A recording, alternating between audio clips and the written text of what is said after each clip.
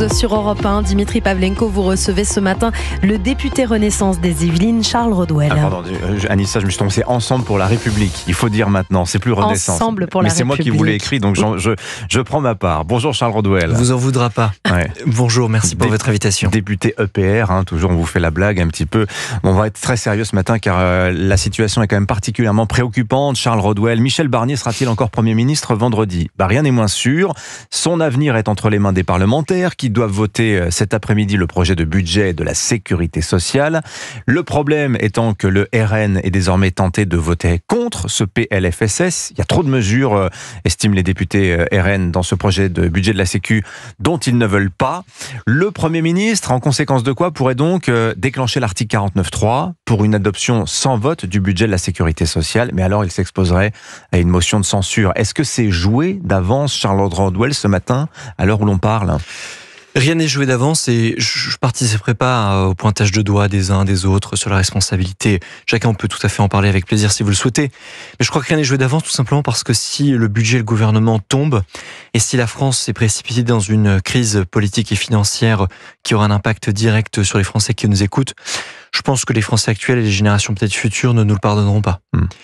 On est dans une situation où on doit... C'est si grave que ça. Vous pensez qu'on vit des heures cruciales pour l'histoire du pays, Charles Rodwell ? Mais si on prend quelques exemples, j'entends ce week-end, beaucoup de Français m'ont dit mais pourquoi est-ce que ce serait si grave dans le fond de ne pas avoir de budget ? Vous sentez que les Français doutent de la gravité de la... Oui. Et il y aurait des conséquences de court terme et de moyen terme. De court terme impliquerait tout simplement que la France ne puisse pas emprunter sur les marchés. Donc que nos entreprises ne puissent pas être financées. Vous exagérez là quand même, Charles Rodwell. La signature française, pardonnez-moi, je quelle pense que soit la couleur politique du gouvernement. Je pense que vous le savez bien, vous aussi, ça impliquerait aussi que les Français qui ont un crédit immobilier, avec des taux variables, ces taux pourraient être augmentés. Donc on serait dans une incertitude financière de court terme qui serait, à mon avis, assez grave. La deuxième conséquence, elle est plus de long terme. Si on regarde le monde actuel aujourd'hui, on voit qu'on est dans un monde où on voit une confrontation qui monte extrêmement forte entre les États-Unis et la Chine.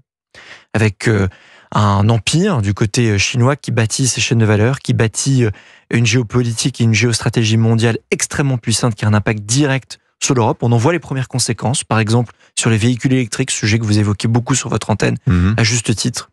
Et on voit du côté des États-Unis l'émergence d'une nouvelle politique économique libérale. Non mais j'entends bien ce que vous dites, Charles Rodwell. Les grands enjeux, les Français sentent aujourd'hui qu'on est en train de prendre du retard dans la grande compétition mondiale. Mais très concrètement, vous liez la crise politique, le risque de censure du gouvernement Barnier et la crise financière. Vous êtes certain que c'est inéluctable ? Si on n'a pas de gouvernement, on est en crise budgétaire et en crise financière. En fait, c'est pas juste Madame Irma ou une Cassandre qui vous le disent, c'est qu'on en voit déjà les conséquences aujourd'hui. En l'espace de 2 semaines, la France s'emprunte déjà à un coût plus élevé que la Grèce sur les marchés financiers. On est à 2,89 là ce matin, j'ai regardé. Ça s'est légèrement détendu par rapport à la semaine dernière. Certes, mais quand on voit l'ouverture des marchés asiatiques ce matin, on voit que l'euro est déjà en chute, tout simplement parce qu'il y a certains investisseurs qui anticipent une crise politique et financière sur le territoire français et qui anticipent une incertitude politique aussi en Allemagne. Donc tout ça, ça veut dire que les deux sujets, le sujet politique et le sujet financier, sont deux enjeux qui sont intimement liés. Pourquoi ? Est-ce que c'est la faute au RN ? Parce que l'économie et les finances sont fondées sur la confiance. La France est un pays qui, depuis 2000 ans, inspire confiance économiquement, malgré les crises qu'on a pu connaître. On a connu des crises dans notre pays. Mais la France est toujours un pays qui a su susciter la confiance des Français, des entreprises, des investisseurs français ou étrangers. Je crois sincèrement que le vote du budget aujourd'hui et le vote du budget cette semaine, même si nous avons des désaccords de l'extrême gauche à l'extrême droite en passant par le centre. Mais alors, qui doit lâcher dans cette affaire, Charles Rodwell ? Est-ce que c'est au gouvernement de dire on va faire les concessions qu'exige de nous le Rassemblement National ? Est-ce que vous dites au Rassemblement National c'est à vous de voter ce budget même s'il y a des choses qui ne vous conviennent pas, au nom de l'intérêt supérieur de la France et des Français, Charles Rodwell ? Vous savez très bien que ça ne se passera pas comme ça. La réponse politicienne que je pourrais vous faire, c'est dénoncer l'irresponsabilité des socialistes, de Marine Le Pen, de qui que ce soit qui refuse de travailler avec nous. Et honnêtement, c'est ce que je pense intimement. Mais fondamentalement, on a des projets politiques sur lesquels nous avons été élus avec des promesses différentes que nous avons faites aux Français. Et donc, il est légitime que chaque parlementaire porte les mesures qu'il a portées auprès des Français. Mais on est dans une situation où, et les uns et les autres, nous devons faire des compromis. Non pas des concessions, mais des compromis pour le bien des gens qui nous entourent. Oui, il y a des décisions difficiles. Je vous prends un exemple. Moi, je me suis engagé pendant les législatives à ne pas voter de budget qui augmente les impôts des entreprises et des Français. C'est loupé, là.